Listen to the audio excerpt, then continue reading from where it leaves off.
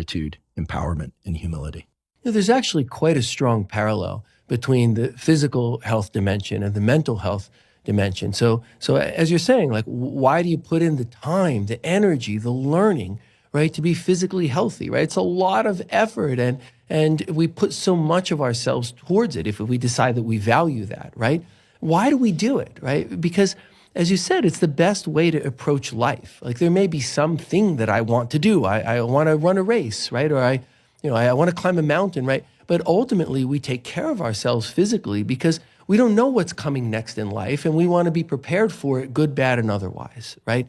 And the same thing is true of mental health. So I can feel grateful for something. I can feel grateful that I'm still breathing right now, right? I can exercise agency. I can pick up that cup and take a drink, right? But that doesn't mean that I'm living life through the lens of agency and gratitude, which is consistent with every opinion. If you look psychologically, through the lens of literature, through the lens of sociology and psychology, agency and gratitude make happiness, right? They're ways of approaching life. And just like physical health is undergirded by cardiovascular health, heart health, muscle strength, right?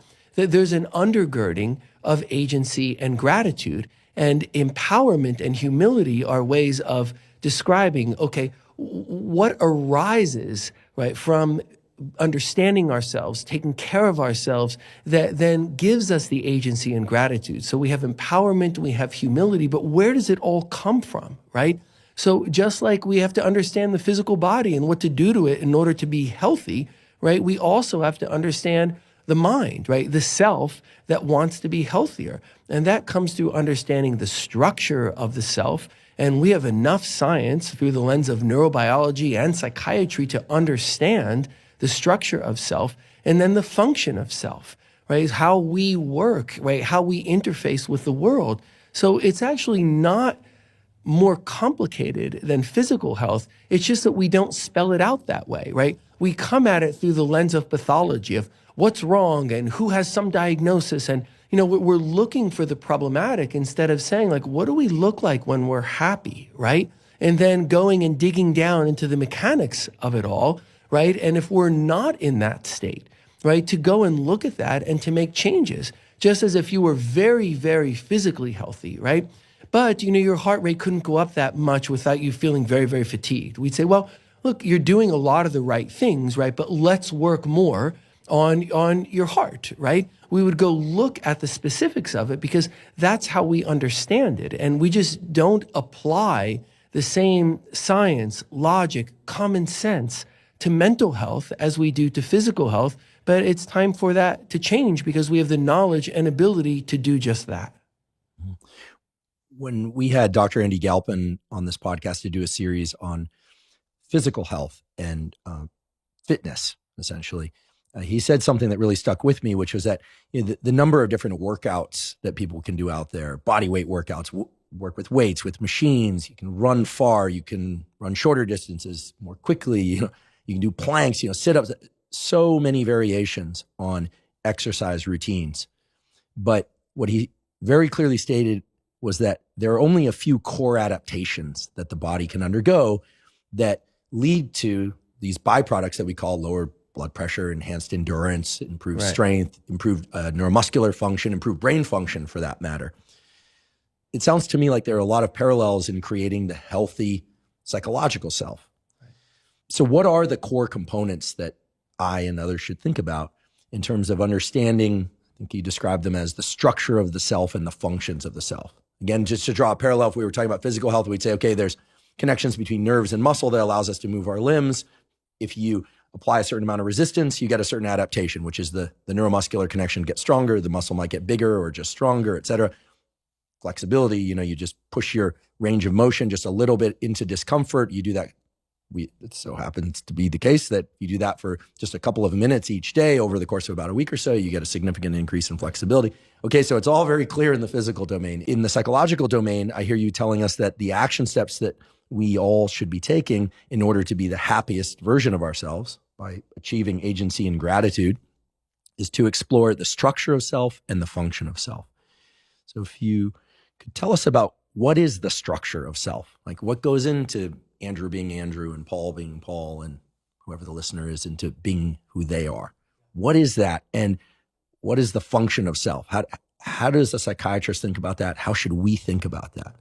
Okay. If I could start maybe to set the stage for that, right, by pointing out that as we go up the hierarchy, right, of health, right, everything should get simpler, right, not more complicated, right? If you think about physical health, right, there's so much complexity on the initial levels, right? So we think about, your physical health status versus mine, right? It's going to be different, right? We're going to have different cardiac function and muscle function and pulmonary function. And if we're going to be healthy, we could do a lot of different things, right? There might be a whole set of choices that would work well for you, different choices that would work for me, and we can gauge intensity, timing, frequency, right? It's very complicated when we're on the lower levels of the hierarchy. As we get higher up, let's say you and I both do the right things, right? Then what happens? We both have endurance, right? We both have some strength. We're both robust, right? Things are getting simpler because we're approaching the unique idiosyncrasies in all of us, right? And we have to look at that in a very specific way. But what we're trying to get to is something that's common for all of us. So stamina, for example, in physical health and endurance, right? And agency and gratitude in mental health, right? So then if we go and we look at the structure of the self and the function of self, we find that there's more complexity, but that it is also understandable. I mean, there's tremendous complexity in the body, just as there's tremendous complexity in the mind, and we can understand what is the structure of self, what is the function of self, and we can look at that and assess that in the same way we would physical health parameters so that we arrive at the place we want to be it endurance or agency or gratitude. So structure of self, right? We all have an unconscious mind, right? And we pay so little attention to this part of us that really is the biological supercomputer, right? So millions of things are going on all the time, like in every split second. So for example, I can say these words, right? And you can listen to the words and you can say things back and I can listen, right? There are millions and millions of things going on under the surface, much of which comes from either biological predispositions, right? Or habits over time, right? Thought processes, patterns, right? So this unconscious mind, this supercomputer, is doing all of these things, like, at the speed of light, right? There are electrical and chemical signals and, multiple pathways as complicated as superhighway systems that then get consolidated and communicate with others, right? And then what comes up from all of that is the conscious mind. So imagine an iceberg, right? And it's a really, really big iceberg, right? And we see the part above the surface, right? That's the conscious mind, right? But there's a huge part of this iceberg, maybe 95% of it, that's underneath the water, right? There's this hulking mass that we don't see. That's the unconscious mind, right? And it's feeding up to the conscious mind, which is a much smaller part of our brain function, right? But it's the part that we're aware of, right? It's sitting on top of all the unconscious things, which are extremely important, but then we become aware so that we can engage in the real world. In order for us to have this conversation, the millions of things per second have to be going on underneath the surface so that you and I, as conscious eyes, right, as conscious selves, can ride along on top of it. So that's the part of the iceberg that's above the water. It's the conscious self. Then imagine that the conscious self is girded by a set of long tendrils that come out from under the water, right? That they're defense mechanisms that are unconscious to us that sort of gird the conscious mind. So do we rationalize automatically? Do we avoid automatically? Do we act out automatically? Are these things in us in ways that we can observe and change, but that are there to try and protect the conscious mind from the slings and arrows of the world around us, right? So if you imagine there's the big part of the iceberg under the water, the unconscious mind. The conscious mind is riding on top of it, but the conscious mind, that part sticking out of the water, is vulnerable, right? So imagine that there's a defensive structure then that arises from the part of the iceberg that's underwater that is there to defend and protect the conscious mind.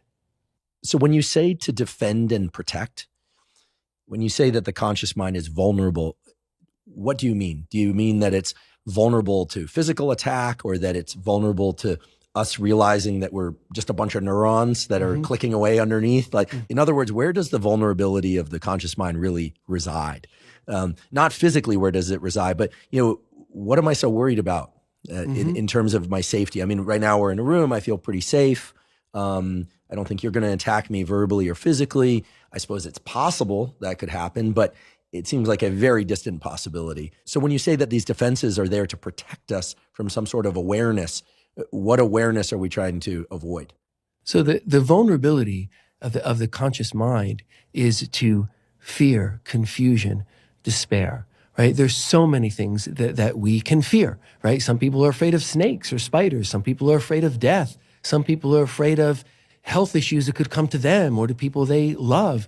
We can get confused and not know what decisions to make and how to navigate the world and how to be who we want to be to ourselves and to others, right? We can feel tremendously vulnerable and despairing if we lose others, or we start to see things happening in the world around us that we don't like, right? We start to feel like, what will happen to the planet we live on? Will there be war where I live? Will my children be safe, right? There's so much that we need to protect ourselves against. So that vulnerable part of us, right? The part of the iceberg sticking out above the water needs a defensive structure around it to protect it against the vulnerability of fear, confusion, despair, right? And because the conscious mind is sticking out of the water with a defensive structure around it, right? It is the raw material from which we create our character structure.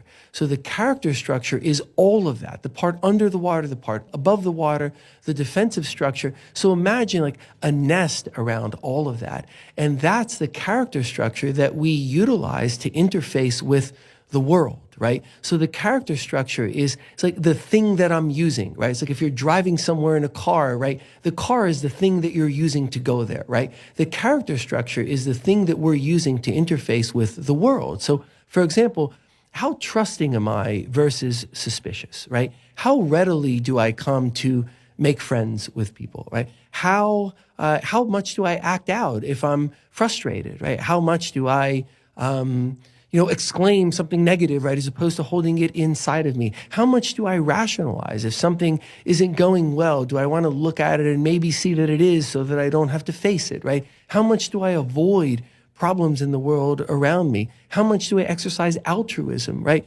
These are all the ways in which we're engaging with the world around us, and this determines the self. Imagine that the self then grows out of this nest from the character structure that we use to interface with the world and the decisions that we make. So if our character structure is the thing through which we engage with the world, then we're enacting, right, what is inside of us, right, what we've determined through our unconscious mind, our conscious mind, our defense mechanism. There's a certain us that comes at the world in a certain way. And if we're more or less trusting, more or less avoidant, we rationalize more or less.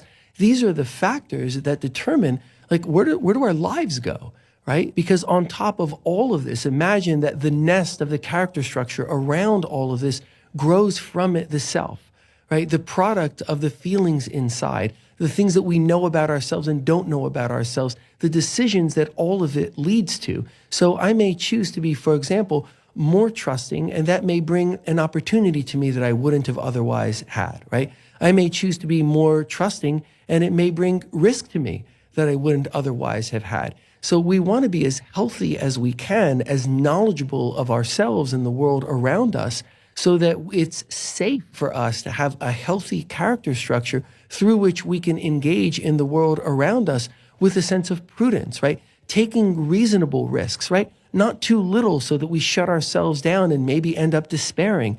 Not so much that scary things can happen to us and we end up fearful, right? But the idea that if we know ourselves well, the character structure is healthy, right? Because it's built upon a structure of self and a function of self that are healthy. And out of it is coming empowerment, right? And empowerment and humility, right? That then lead us to agency and gratitude, right? The idea here is that This is the character structure that we create that can then interface with the world in a way that's good for us and good for the world around us, that leads us to be able to live in much more harmony inside of ourselves and outside of ourselves.